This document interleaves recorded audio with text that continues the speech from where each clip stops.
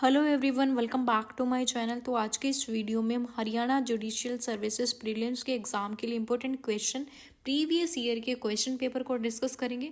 तो देखिए, फर्स्ट जो क्वेश्चन है वो है, as per article 21A the state shall provide free and compulsory education to all children of the age of that is 6 to 14 years. तो जब भी आपके एग्जाम में ऐसा क्वेश्चन पूछा जाए, as per article 21A the state shall provide free and compulsory education to all children of the age of 6 to 14 years.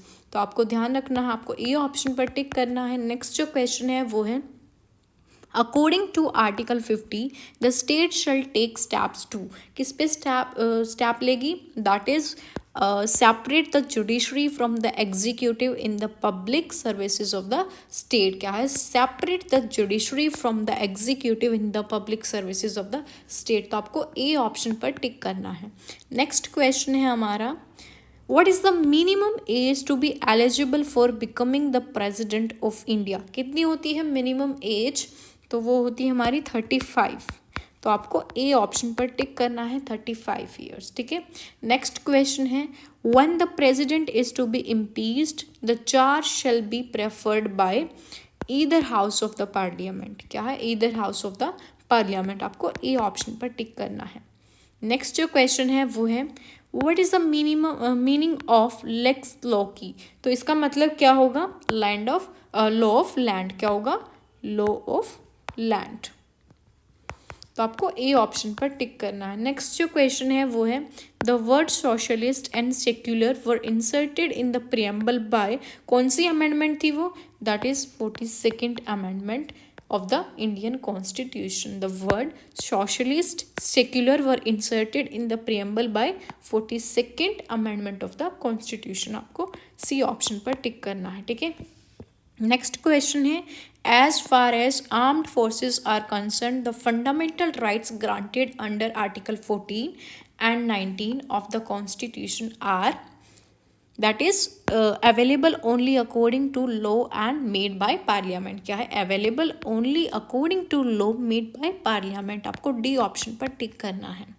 Next question है, which of the following are not included in the rights of personal liberty? इनमें से क्या है, कौन सा जो right है वो इंक्लूड नहीं है पर्सनल लिबर्टी के अंदर, that is right do not detained beyond 24 hours in the police custody. तो जब भी ऐसा क्वेश्चन पूछा जाए आपके एग्जाम में कि which of the following are not included in the rights to personal liberty, क्या चीज़ इंक्लूडेड नहीं होती है, right not to be detained beyond 24 hours in police custody. आपको डी ऑप्शन पर टिक करना है। नेक्स्ट क्वेश्चन है हमारा, during the proclamation of emergency the duration of the house of people may be extended by the parliament for a period not exceeding that is 1 year at a time. ठीक है, आपको ए option पर tick करना है। Next question है हमारा, when the president refers a matter to the supreme court, when the president refers a matter to the Supreme Court, the court is bound to render its opinion when its dispute of the kind mentioned in the proviso to Article 131। ठीक है, आपको B option पर tick करना है। Next question है, which of the following grounds is necessary to be proved in order to remove a speaker of any legislative assembly? Which of the following grounds is necessary to be proved in order to remove a speaker of any legislative assembly? That is none of the above: misbehavior, incapacity and conduct involving a moral turpitude।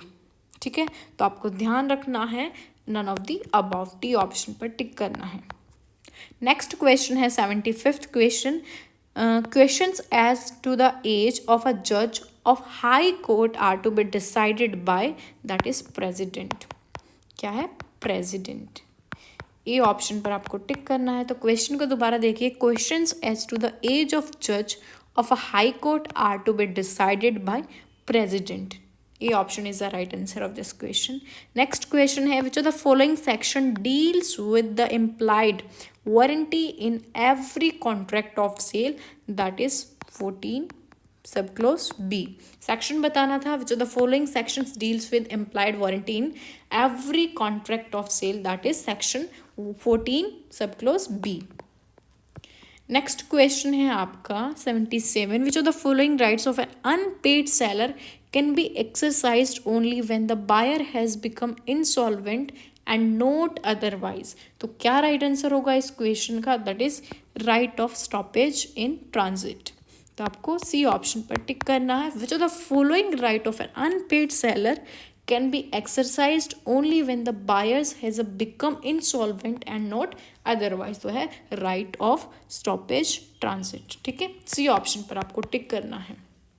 Next जो question है वो है as per section 41 the buyers must have reasonable opportunity to examine the goods for purpose of ascertaining. तो क्या है इसका right answer? The goods are confirmative with the contract.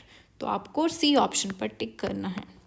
Next question है 79, within how many months of attaining majority a minor admitted into the benefits of a partnership firms must decide whether he wants to become a partner in the firm।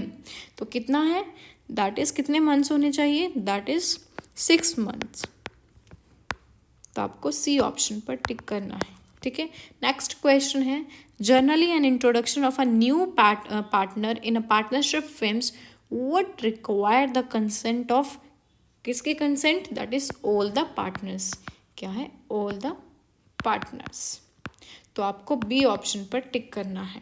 Next question है which of the following sections deals with personal bars to the remedy of specific relief। इनमें से कौन सा section जो है deal करता है with the personal bars to the remedy of specific relief? that is section 16। क्या है? section 16। तो C option is the right answer of this question. 81 82 जो क्वेश्चन है the period of limitation for a suit to claim compensation for false imprisonment is, that is 1 year। क्या है? 1 year।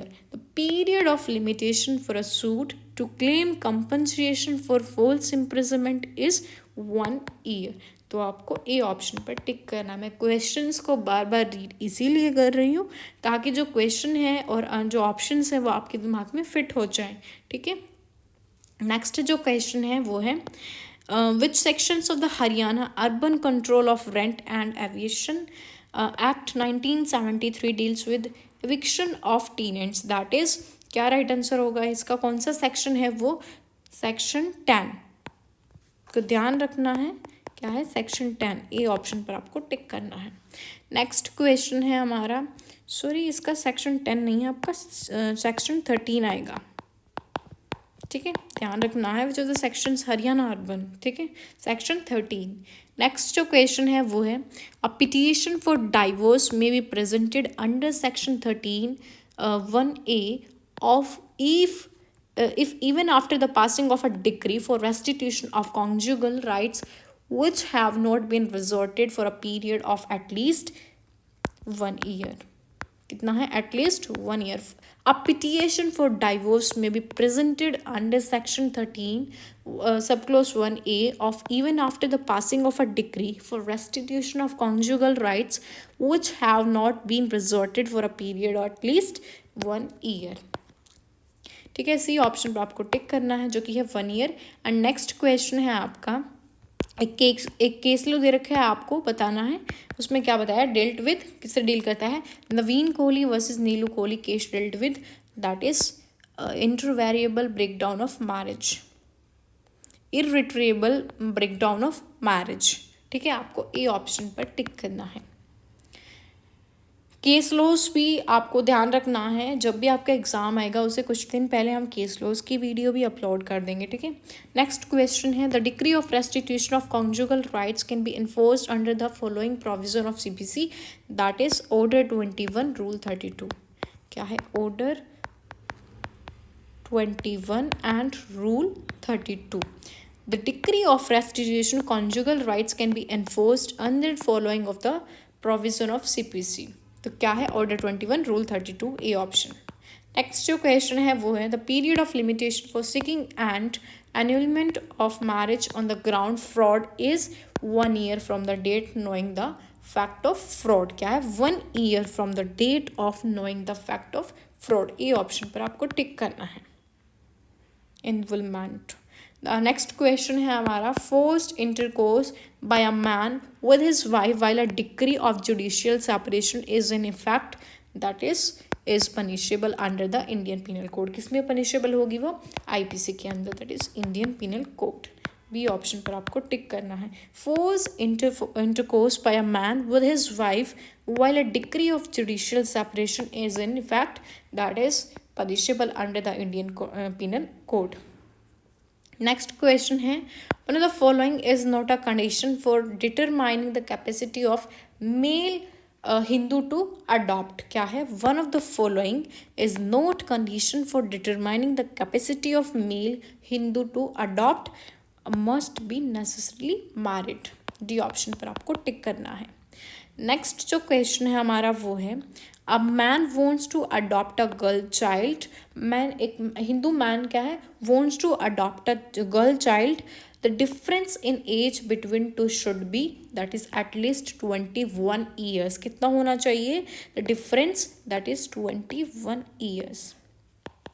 ठीक है, question जब भी आपके एग्जाम में से क्वेश्चन पूछा जाए कि the Hindu man wants to adopt a girl child, the difference in age, the age between the two should be that is 21 years. ठीक है, तो गाइस ये थे हमारे आज के कुछ इंपॉर्टेंट क्वेश्चन। प्रीवियस ईयर का क्वेश्चन पेपर है, हमने उसके कुछ क्वेश्चंस डिस्कस किए हैं।